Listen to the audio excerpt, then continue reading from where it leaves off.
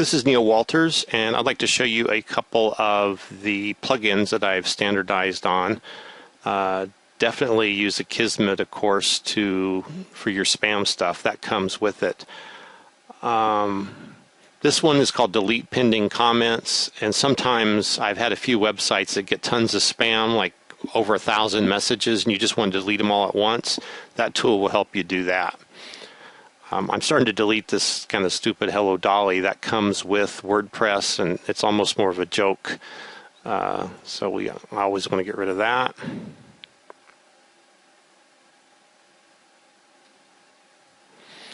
I use this RSS icon widget. Now I do have to activate these because I uploaded them with my install, and that means they're installed but not activated.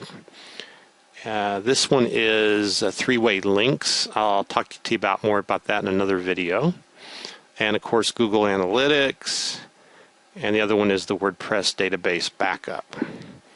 Now there are other backups that also will back up your images, for instance, and that would be a good idea, but I haven't quite standardized on one of those yet.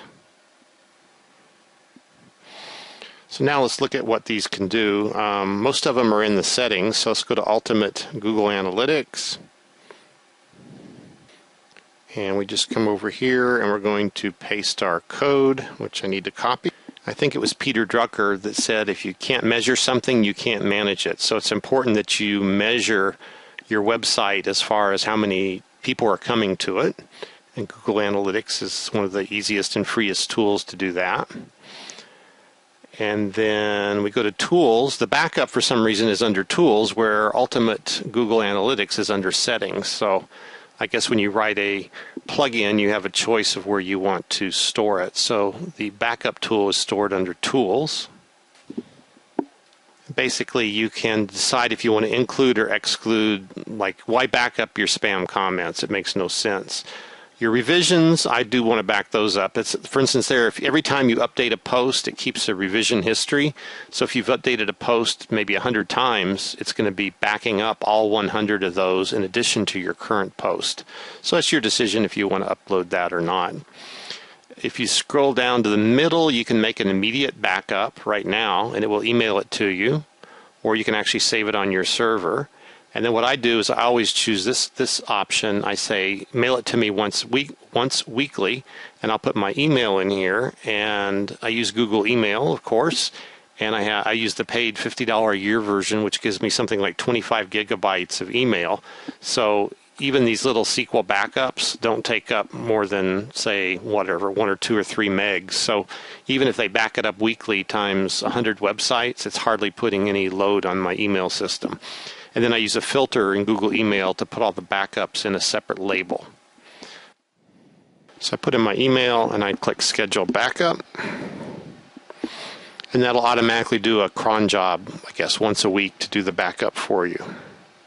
And now let me show you the RSS icon. That is a plugin that we don't see till we go to Appearances.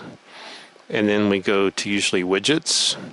And this may vary depending upon the theme that you have installed. Here I want to show you the site that I'm updating. This is using an old Semiologic theme. I'm using Socrates on my newer websites, but I don't see any reason to change this one right now. But notice there's no RSS link on the right side. So even though this may be sort of a junky website, I do want to have an RSS link over here for 2 reasons. Number one is sometimes the RSS pages are different from, I've noticed, from some WordPress sites to the other. So I'm going to look in here for the RSS icon widget, and I'm going to drag it over here. The screen's kind of moving there. And here's my sidebar items. So if I move it, I want it at the top. And I did a separate blog on this the other day, so you can see that without the video. And I basically want to set the size of it to 24. And then it automatically puts the name of your feed right here. And click Save. And then it's optional if you want to click Close. If you go back to your website and just do a F5 refresh, we now have the little RSS icon here.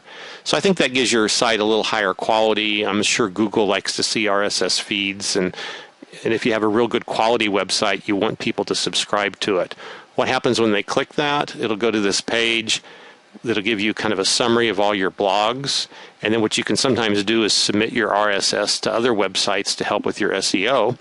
And at the same time, if you're using a RSS reader, again, I use Google's Reader, you can come in here and you can subscribe to the feed.